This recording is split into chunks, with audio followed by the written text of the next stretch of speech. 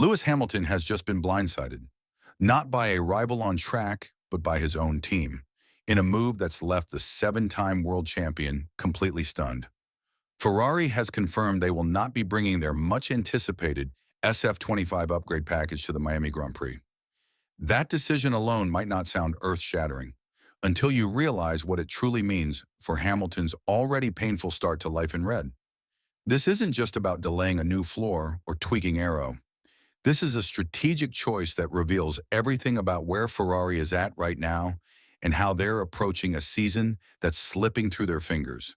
Before we break down exactly what Ferrari's shocking decision means for Hamilton, how it affects his momentum, and what the consequences might be if things don't turn around fast, smash that like button, subscribe to the channel if you haven't already, and stay until the very end so you don't miss any of the behind-the-scenes truths.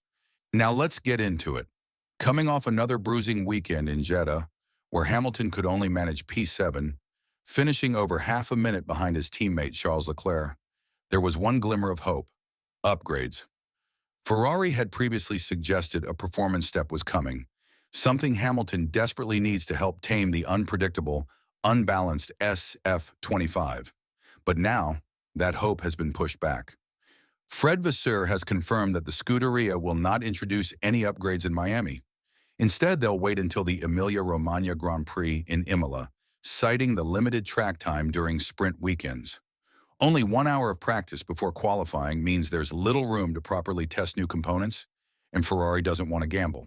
But for Hamilton, who's already losing faith in the car, it's another blow. After the Saudi Arabian Grand Prix, Hamilton said he's completely in the dark about what's going wrong. His exact words: "There's nothing, no answer, just pain." He went further, declaring there's no fix in sight and that this year could be just painful all the way through. He even revealed that he's canceled personal plans for the off week to fly straight to Maranello and work with engineers. That's how serious this is.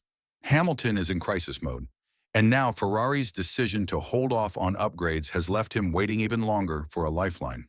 Let's be clear. This car isn't just misbehaving. It's fundamentally incompatible with Hamilton's style.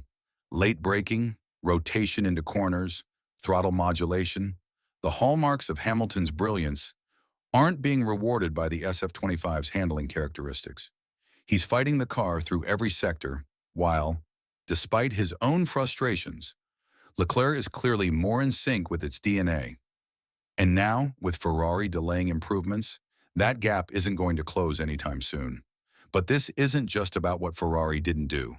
It's about what they are doing, and what that says about their priorities. In Vasseur's words, the team is taking a race-by-race approach, mirroring their mindset from last season. That sounds measured, until you realize it might also mean they're not yet building around Hamilton. Yes, Leclerc is fifth in the championship with 47 points. And yes, he's pulling podiums out of this car. Meanwhile, Hamilton sits P7, 16 points behind, with no top 5 finishes yet. That gap is growing, and the longer Ferrari delays upgrades that help Hamilton, the more it begins to look like they're backing the known quantity, not the newcomer. Let's talk about the decision itself. Miami is a sprint weekend. Vasseur says there's no time to evaluate upgrades properly with such a compressed schedule. That's fair on the surface, you're right, but dig deeper, and it raises a key question. If you knew Miami was tight on track time, why not plan to bring something sooner? Or at the very least, tailor an upgrade to Hamilton's needs that could be rolled out gradually? Instead, they're waiting for Imola, hoping for a calm weekend, stable weather, and a flawless rollout. That's a big gamble, and it means Hamilton will have to endure at least one more race weekend with the same issues he's been screaming about for a month. Meanwhile, Lewis isn't sitting idle. He's canceling personal plans, flying back to Maranello, digging into data, simulator time, anything to find a breakthrough. But here's the harsh truth. No matter how hard he works, if the car isn't cooperating, if the underlying concept doesn't suit his driving DNA, then there's a real possibility that Imola won't bring relief. It might bring clarity, painful clarity. And then what? If the updates flop, if the qualifying gap to Leclerc stays above half a second, if the car still locks up, still slides through corners, still overcooks tires. Where does that leave the Hamilton-Ferrari project? The romantic headlines from preseason will give way to serious questions about direction, about trust, about whether this bold move was a misstep after all. Because don't forget, the grid is evolving rapidly. McLaren is surging, Red Bull still has its teeth, and Mercedes, even through their own chaos, is capable of breakthroughs. In that environment, you can't afford to wait and hope. You have to act. And Ferrari, by delaying, is walking a very thin line between strategic patience and costly indecision.